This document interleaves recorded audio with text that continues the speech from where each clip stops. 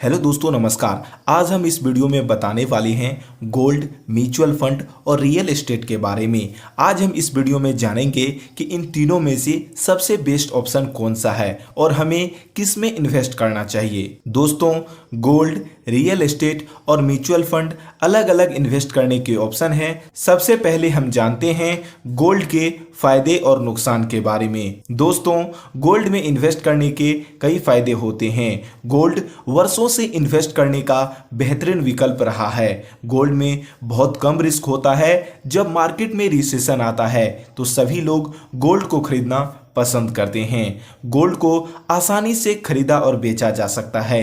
Gold का भाव महंगाई के साथ साथ बढ़ता रहता है। दोस्तों, मुश्किल समय में आप गोल्ड को गिरवी रखकर कर्ज ले सकते हैं। दोस्तों, गोल्ड में इन्वेस्ट करने के कई नुकसान भी हैं। दोस्तों, फिजिकल गोल्ड को संभाल कर रखना मुश्किल हो सकता है। इसके अलावा अगर आपके पास फिजिकल गोल्ड ज़्यादा है तो इसे सुरक्षित रखने के लिए बैंक या अन्य सुरक्षा सेवा किराए पर लेनी पड़ सकती है, जिसके लिए आपको बहुत ज़्यादा चार्ज देना होगा।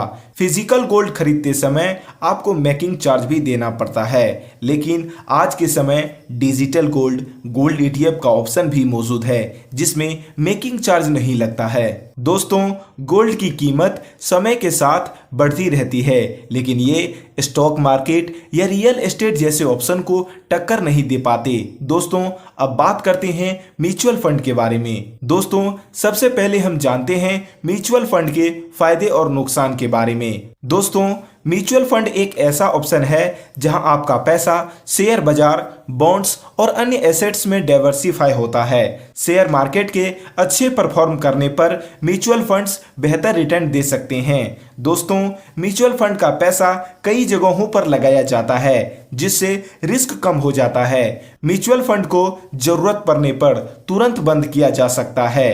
म्यूचुअल फंड में SIP के जरिए छोटे छोटे अमाउंट को इन्वेस्ट करने की सुविधा मिलती है, जिसमें आप 100 रुपए, 200 रुपए, 500 रुपए और 1000 से अधिक रुपए की इन्वेस्टमेंट कर सकते हैं। म्यूचुअल फंड के पिछले रिकॉर्ड्स बताते हैं इसमें महंगाई को बीट करने की क्षमता है। लॉन्ग टर्म में इससे मोटा पैसा बनाया जा सकता है। दोस्तों, यह तो बात हुई म्यूचुअल फंड्स के फायदे की। अब बात करते हैं म्यूचुअल फंड की नुकसान की। दोस्तों, म्यूचुअल फंड स्कीम में रिटर्न की गारंटी नहीं होती है। मार्केट में गिरावट होने पर नुकसान हो सकता है। अच्छे रिटर्न के लिए लंबे समय तक निवेश करने की सलाह दी जाती है और इसके लिए धैर्य रखना जरूरी होता है, तभी आपको कंपाउंडिंग का बेनिफिट मिलेगा। दोस्तों, म्यूचुअल फंड में फंड मैनेज करने के लिए फंड मैनेजर आपसे कुछ फीस लेती है, जिसे हम एक्सपेंस रेशियो कहते हैं। म्यूचुअल फंड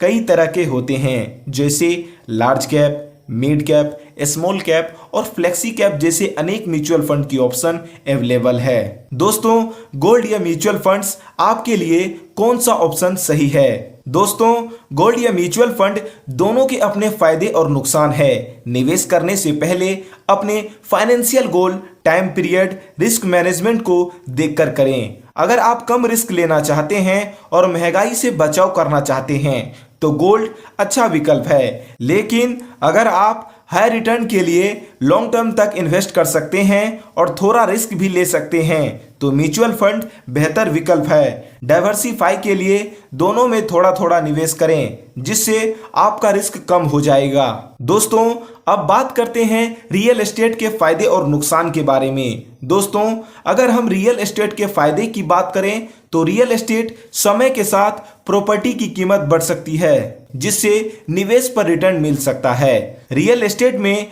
आप अपनी प्रॉपर्टी को किराए पर देकर इनएक्टिव इनकम ले सकते हैं। रियल एस्टेट निवेश इन्फ्लेशन के खिलाफ एक बचाव के रूप में काम कर सकता है, क्योंकि किराए की कीमत और प्रॉपर्टी की कीमत इन्फ्लेशन के साथ बढ़ती रहती है। दोस्तों, वहीं अगर हम रियल एस्टेट की नुकसान की बात करें तो रियल एस्टेट खरीदने के लिए आपको एक साथ बहुत ज़्यादा पैसे की ज़रूरत पड़ेगी, जो कई लोगों के पास नहीं रहता है।